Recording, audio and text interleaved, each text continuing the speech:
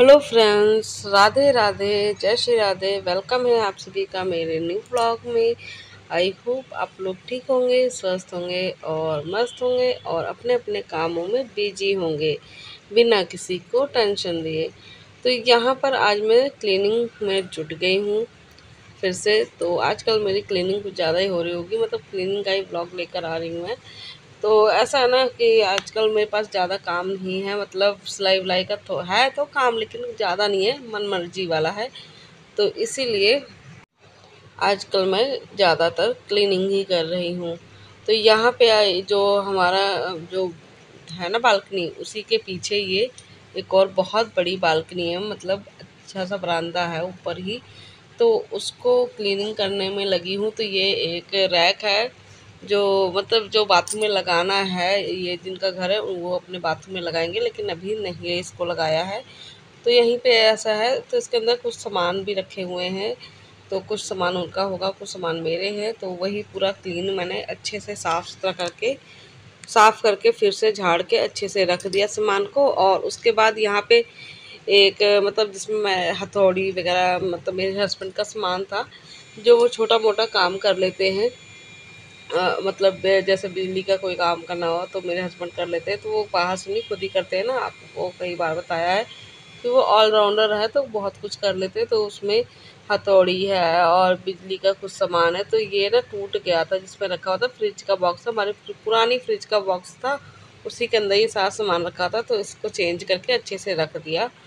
तो मैंने रख दिया क्योंकि वो टूट चुका था और काफ़ी सारा कूड़ा भी निकला यहाँ से, मतलब हो जाता ना कूड़ा वगैरह निकल जाता है। तो ये देखिए, उसके बाद मैं लगा रही हूँ झाड़ू और फिर बाद में धुलाई करूँगी। अभी धुलाई नहीं करूँगी, सिर्फ झाड़ू लगा दूँगी। तो उसके बाद जब हर जगह धुलाई करूँगी तो इधर भी की भी मैं कर लूँगी। तो देख सकते हो पीछे लहसुन निकल रहे हैं। तो ये बोरी में मैंने लहसुन रखा हुआ था, लहसुन। और जो लहसुन तो हम लोग खाते नहीं है, मतलब घर पे हम लोग बनाते नहीं, और मैं तो बिल्कुल भी नहीं खाती लहसुन प्याज, तो ना घर में ना बाहर। तो इसीलिए जो है और घर पे लहसुन का खाना बनता ही नहीं है। तो ये खेतों के लहसुन थे, सारे हो गए खराब, खराब हो गए। तो ये सारा फेंकने के ही काम आएगा अब तो ये पिछले साल का था लहसुन, और इस साल तो उस खेतों में ही ख़राब हो गया, किसी ने निकाला ही नहीं।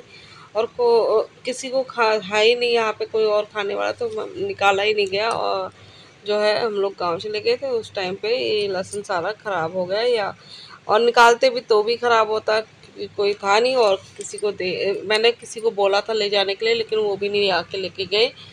तो मैंने बोला हुआ था कि ले जाना, तो वो भी नहीं लेके गए।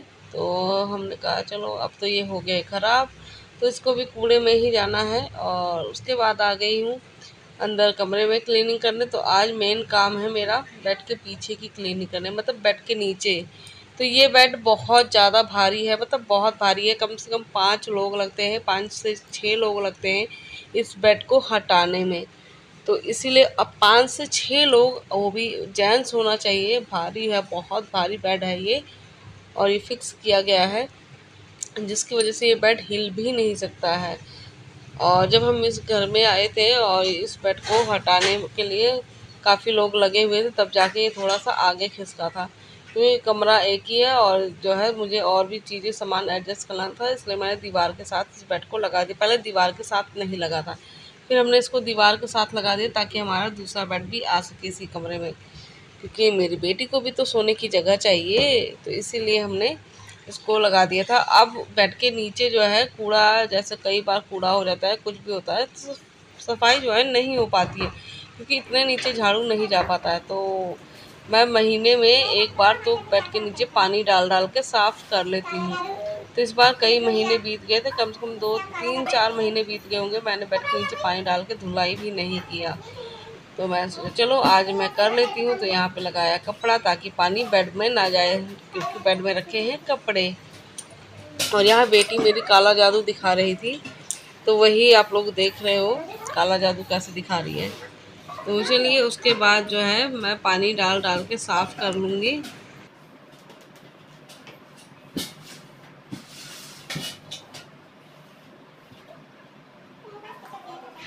तो फ्रेंड्स चलिए काम कर लेते हैं। और हाँ, कुछ लोग बोलते हैं कि औरत घर में बैठ के करती ही क्या है।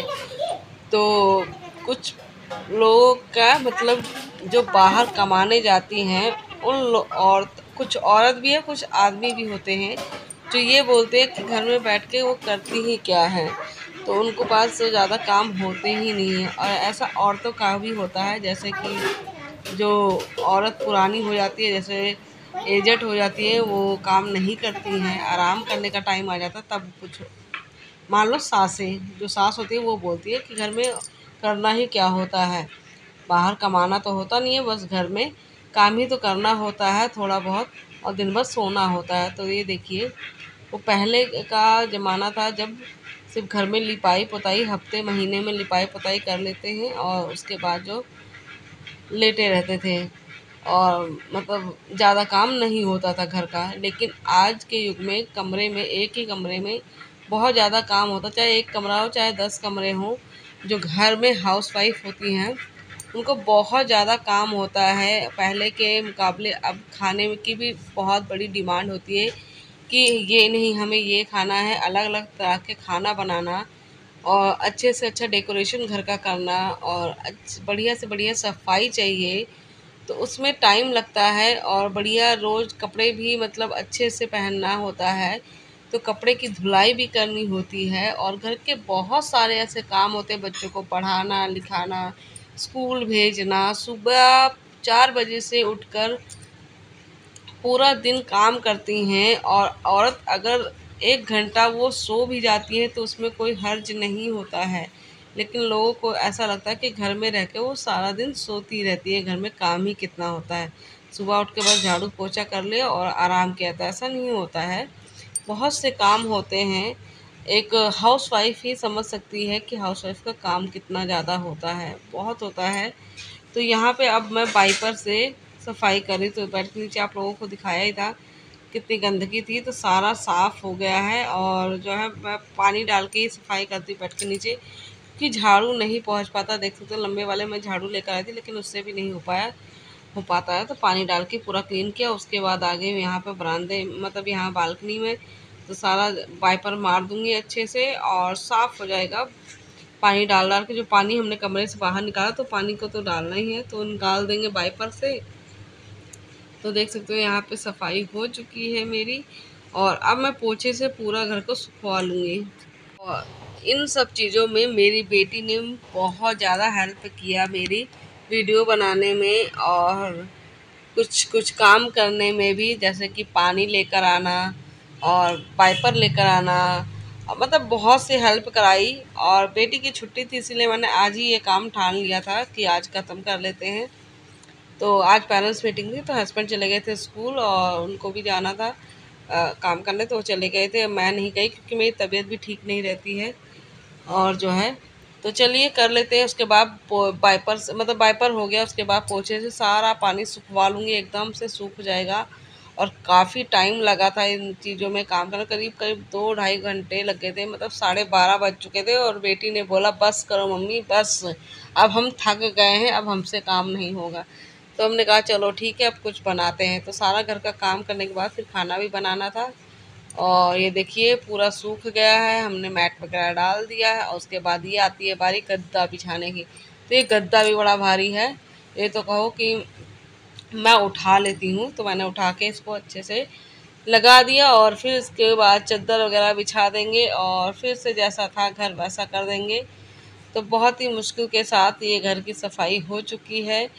और हम औरतें ही हैं जो अकेले घर की सफाई कर लेती हैं, हो भी जाता है, किसी की हेल्प नहीं लेती हैं।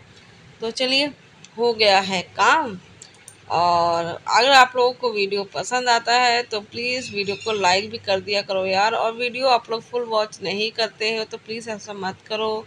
हम लोगों की मेहनत इतनी लगती है आप तक वीडियो पहुंचाने में, और ये वीडियो बहुत टाइम लगता है बनाने में, तो प्लीज़ आप लोग फुल वॉच किया करो। आपके लिए तो सिर्फ 10 मिनट टाइम होता है देखने के लिए, लेकिन हमें इस वीडियो को बनाने के लिए कितना टाइम हो जाता है देख सकते हो। 12 बज गए हैं, मेरी बेटी टाइम भी दिखा रही है आप लोगों को कि 12 बज गए हैं मम्मी बस करो अब। और मैं भी हो गई हूँ थक, मेरी भी बस हो चुकी थी, मतलब बहुत ज़्यादा थक गई थी।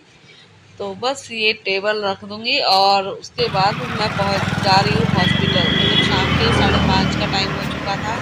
मुझे जाना है हॉस्पिटल मम्मी को देखने, और वैसे हस्बैंड भी जाएंगे देखने के लिए। तो हस्बैंड तो रात को रुकते थे, लेकिन 2 दिन से बड़े भैया जो हैं वो रुक रहे हैं, और शाम को मैं सिर्फ देखने आती थी। तो देखते हैं कैसी तबीयत है अब। तो तबीयत तो मतलब अब घाव जब तक भरेगा नहीं तब तक ठीक होगा नहीं। और चलिए, यहाँ पे पेट्रोल भरवाने के लिए रुके हुए थे हस्बैंड। तो पेट्रोल भर जाए तो उसके बाद आगे बढ़ते हैं, और काफ़ी दूर पड़ जाता है, करीब आधा घंटा नहीं, पूरा आधा घंटा से ऊपर लगता है, करीब 40 मिनट लग जाते हैं हॉस्पिटल पहुंचने में हमें।